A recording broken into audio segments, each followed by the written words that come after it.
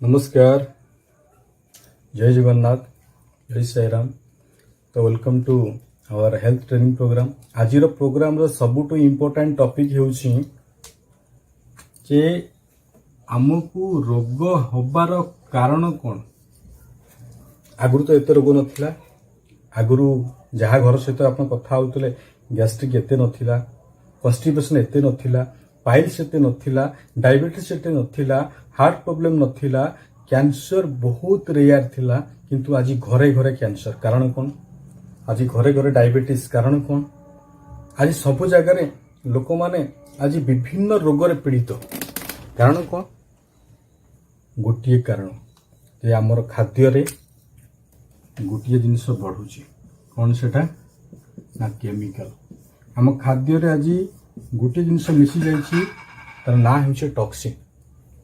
तो जे पर्यंत आम केमिकल प्रभाव और टॉक्सिन प्रभाव को बुझी ना से पर्यंत आम एक सुस्थ भारत को जापर ना। तो आज जिते प्रकार रोग आपन को हम हो तार कारण होम शरीर में केमिकल प्रवेश करुच्ची, आम शरीर को टॉक्सिन प्रभाव करुच्ची। टॉक्सिन को जगह आसूची ना खाद्य जलरू वायु। आमर लाइफ स्टाइल आज ये बनी जाइए ये लाइफ स्टाइल रे आम प्रत्येक दिन विषयुक्त खाद्य ग्रहण करने को बाध्य हो जाइछु। को विष ना खाद्य पनीपरिवार जो विषाक्त पदार्थ वर्तमान आम व्यवहार करुछु, फल जो विषाक्त पदार्थ व्यवहार करुछु। प्रत्येक दिन प्लास्टिक बोतल आम पानी पीउछु। प्लास्टिक बोतल पानी रहिबा मध्य बहुत क्षतिकारक। तेणु विभिन्न सोर्स आम आज खराब जिनिस खाइबा बाध्य होइछु। से खराब जिनिस को आम टॉक्सिन बा विष कहूँ बा केमिकल कहूँ। तेणु आम शरीर भितर बर्तमान प्रचुर परिमाण टॉक्सिन और केमिकल प्रवेश कर सारी जार आउटपुट होउछि डिजीज। आपन देखंतु आगुरु हाइपरटेंशन नथिला, आगुरु एते ओबेसिटी नथिला, आगुरु एते बॉडी मेटाबॉलिज्म स्लो नथिला, आगुरु आपनकर स्किन प्रॉब्लम एते नथिला, हेयर प्रॉब्लम नथिला। बड़ बड़ प्रॉब्लम आसीबार कारण हार्ट, लिवर, किडनी खराब होबार कारण होउछि टॉक्सिन। आ गोटे सबुठु इम्पोर्टेंट जिनिस शरीर में रोग होबार कारण होउछि फूड। को फूड ना बैड फूड। सब बेले आउ गोटे जिनिस ड्रिंक। को ड्रिंक ना बैड ड्रिंक।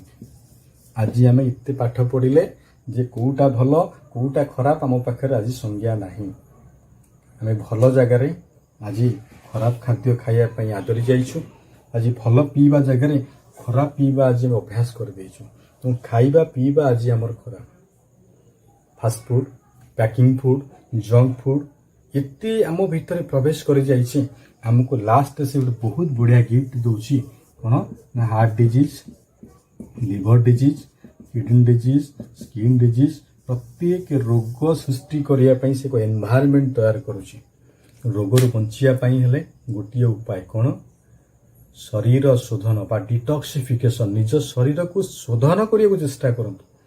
पुरातन प्राचीन जुगरे मध्य विषाक्त पदार्थ थिला, किंतु सेते बेले मुनि ऋषि माने विभिन्न आयुर्वेदिक जड़ीबूटी द्वारा निज शरीर को शोधन करुले। तेणु रोगरू बंचियापाई हेले प्रथम ये विषाक्त पदार्थ को बाहर करंतु।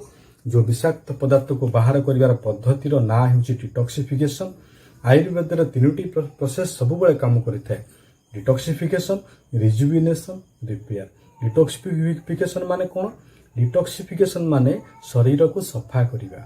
रिजुविनेट माने कौन जो जिनिस जो जगह शॉर्टेज अच्छी विटामिन कहतु, मिनरल कहतु, प्रोटीन कहतु, अमीनो एसिड कहतु, फैटी एसिड कहतु, जहाँ कमी अच्छी ताकू दबा। तृतीय कथा रिपेयर, भांगी जाइतिबा जीवकोश को आम तैयार करिवा। तेणु शरीर शोधन करने विभिन्न प्रोसेस अच्छी। निज शरीर को शोधन करंतु। निज शरीर भितर थिबा खराब वर्ज्य वस्तु को बाहर करंतु। देखिए शरीर धीरे धीरे धीरे धीरे शोधन हेबो, शरीरटी सुस्थ आड़ को जीव। तेणु आयुर्वेदर विभिन्न पद्धति अच्छी। जो पद्धति मुझे आगक आपण मानक जनइबी जे शरीर शोधन कौन, किभली भाव शरीर शोधन करा जाए, कौ कौ आयुर्वेदिक हर्ब व्यवहार कले शरीर शोधन होता है से विषय में आउ एक भिडियो तैयार करी। आज एतिकी थिला रोग हवार कारण कौन। पुणी देखा आसंता सप्ताह आसंता एपिसोड रे। जय जगन्नाथ। निश्चित भाव भिडियोटी देखिए ଏବଂ ଲୋକମାନଙ୍କୁ ସେୟାର କରିବେ କାରଣ ଏ ଟପିକ୍ ପ୍ରତ୍ୟେକ ଲୋକମାନଙ୍କ ପାଖରେ ପହଞ୍ଚିବା ଦରକାର। ଏ ଟପିକ୍ ଆପଣଙ୍କର ଘରର ସମସ୍ତ ସଦସ୍ୟଙ୍କ ପାଖରେ ପହଞ୍ଚିବା ଦରକାର। ଏ ଟପିକ୍ ସମସ୍ତେ ଜାଣିବା ଦରକାର। ରୋଗର କାରଣ ହେଉଛନ୍ତି ଆମେ, ଆମର ଖାଦ୍ୟ, ଆମର ଲାଇଫଷ୍ଟାଇଲ, ଆମର ଲାଇଫଷ୍ଟାଇଲର ଏତେ ବର୍ତ୍ତମାନ ବିଗିଡ଼ି ଯାଇଛି ଯେ ଆମକୁ ପ୍ରତ୍ୟେକ ମିନିଟ୍ ନୂଆ ନୂଆ ରୋଗ ହେବା ପାଇଁ ପ୍ଲାଟଫର୍ମ କ୍ରିଏଟ୍ କରୁଛି। ତେଣୁ ନିଜେ ବଞ୍ଚନ୍ତୁ, ଅନ୍ୟମାନଙ୍କୁ ବଞ୍ଚନ୍ତୁ, ଆମର ହେଲ୍ଥ ଆଣ୍ଡ ୱେଲ୍ଥ ପ୍ରୋଗ୍ରାମରେ ସାମିଲ ହୁଅନ୍ତୁ। ଜୟ ଜଗନ୍ନାଥ।